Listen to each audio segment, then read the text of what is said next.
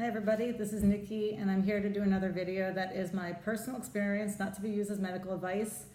I'm making a video for Nick Bradley today because he had a great question. He's in auto mode and you, Nick Bradley, asked about what I thought maybe was the cause of some blood sugar spikes 2 or 3 hours following a meal. And not just a spike, but a plummet right after the meal. Which is interesting that you came to me because I'm not in auto mode and I'm not a doctor or a Medtronic trainer or anything else. But here I am attempting to answer you. So with that being said, I will say I'm not in auto mode because auto mode just didn't give me enough insulin, and that is my angle and that is what I look for. That is my default. I'm a one-trick pony. And when people have questions about their big blood sugar spikes in auto mode, right away I look for minimum delivery or even the reduced insulin, which is not quite as easy to identify as minimum delivery, because in my case, those were the culprits. Every single time, not every time, that's a lie, but 98% of the time, those are the culprits. Ho-hos may have accounted for the other 2%. So that's my angle. It's not to discourage people from using auto mode, it's to help kind of increase that awareness of when these pockets of no insulin are occurring and how to work with them. And in my case, I'm back in manual mode because it was just easier this way. So basically, I'll give you a quick explanation of what I'm looking at in the Carelink report. We'll start with that. I printed everything out because I am technologically challenged, but if you've ever seen my videos, you already knew that. Here's a printout, a zoom in of one of your Carelink reports, and basically this is what we're looking at. Pink is microboluses, white, that's also white. This is minimum delivery. And that shaded area is actually your active insulin time. So basically you give yourself a bolus and that's how long, it takes for the insulin to drain out, if that's what it does. Your purple is a food bolus or a correction bolus or combination. And the length of your pink line actually represents how big of a micro you received. So the little one is a very little micro bolus. Those big ones may have been for you a 0.2, a 0.25, whatever. I saw 1.3 my entire time in auto mode and maybe 3 0.25s, and everything else was 0.05, sorry, 0.15 and below. That was part of my problem with auto mode. But hopefully those are stronger for you. And you didn't ask about me, so I don't know what I'm talking about that. Okay. That's what I'm looking at when I look at the Carelink reports. My eyes immediately go to the periods of minimum delivery. Here's kind of a layout of 2 days, but you can see how often you received no insulin. And if you look at the times, that is 2 hours that you basically received no insulin. There's another hour and a half or 2 hours. That's probably about 2.5 hours. Right before that was probably another hour or so. I mean, it's frequently that you go through these periods where you're not receiving insulin through a basal rate. In manual mode, you would be receiving all the way through. Okay, so your question had to do with mealtime. You have mentioned that you increased your ICR, your insulin carb ratio, from a 1 to 12 to a 1 to 7. I did the math, that's a 42% increase. So that's almost doubling what you're gonna get in a meal bolus.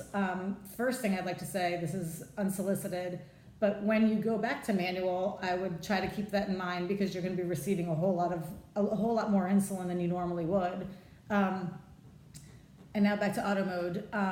I think that buying yourself that extra insulin, because that's what you're doing there, helps to cover for some of those periods of minimum delivery. So if you're going 2 hours without insulin and now you're getting double the insulin through a meal bolus, that extra meal bolus helps to cover the period you didn't get any insulin, if that makes sense. I did not change my settings, so I can't advise on that, and I can't say whether or not it's good or not good or if there's a way to fix it. I know that the reason I didn't change my settings is because I felt like I was swapping out good numbers that I could kind of line up and make work for less fine-tuned numbers. Here I'm just getting more insulin at a mealtime, and I don't know whether or not I'm going to need it. I guess that's what it boils down to. My concern in auto mode is that when you've been on top of a minimum delivery and you get that extra bolus, that's fantastic, but you don't always get minimum delivery in auto mode. In fact, you're not sure what you're going to get, so sometimes you end up with too much insulin on board and then you plummet. In your case, you mentioned that you were doing this increased ICR, you were plummeting after your meal, and then you were having this rebound a couple hours later. So around 6 o'clock is the time that you're eating. That's my guess based on that bolus. That's your carbs. That's your bolus. There's a whole lot of BG finger sticks. That's what mine look like. And basically what's happening here, so you bolus, you said you're pre-bolusing by 15 minutes. So you're getting an enormous amount of insulin, then you're eating 15 minutes later, and then you're dropping. So two things are going on. One, that enormous bolus is kicking you into some minimum delivery because that's what auto mode does. And two, that dropping blood sugar is also kicking you into minimum delivery. So this entire period for 2.5 hours, or probably about that, you're not getting insulin. I personally believe that this spike that comes at 9 o'clock is not a result of the carbs. It's a result of that minimum delivery. So you've gone almost 2.5 hours or whatever, about 2.5 hours without any kind of insulin, and then you climb from it. Auto mode does kick in at some point. It does register again with the lag, which you don't seem to be bad with the lag, but for me, the lag is awful. With that lag, sometimes it didn't kick in until I was already at a 250 and my SG was still reading like a 150. But in your case, it looks like your numbers are pretty spot on with your SG, which is cool. And that will help you.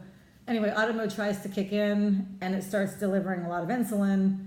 And then at some point you're going to turn around because of all that insulin, you're going to start to drop again, and then it's going to reduce your insulin again. And in my case, set me up for the next minimum delivery and blood sugar spike. So that's, like I said, I'm back in manual mode. Here's another one. Okay, in this case, you were in manual mode. I'm not sure why. Either you were kicked out for some reason, possibly, or you're in a sensor warm-up or something. I'm not sure what was going on. Either way, you come in, you do a bolus, probably a correction and a food bolus. You get an enormous amount of insulin. It kicks off a minimum delivery. Your blood sugar is dropping, so you're in that minimum delivery. By the time you turn around and start to climb, auto mode picks it up, starts to kick in those, bigger boluses, micro boluses, and then you turn and it sets off another minimum delivery.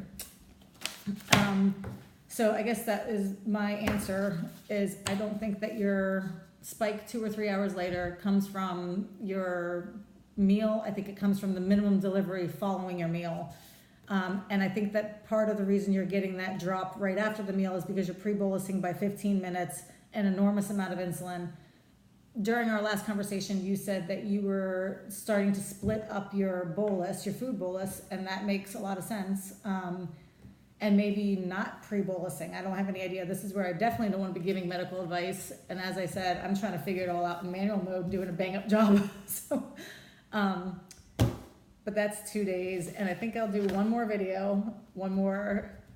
very exciting video where I take a look at one of your days where you're sitting on top of 7 hours of minimum delivery, and I think that's mind-blowing. And if I don't come back, thanks for watching, and if you would like more help, just let me know. And that's it. Thanks for watching. Bye.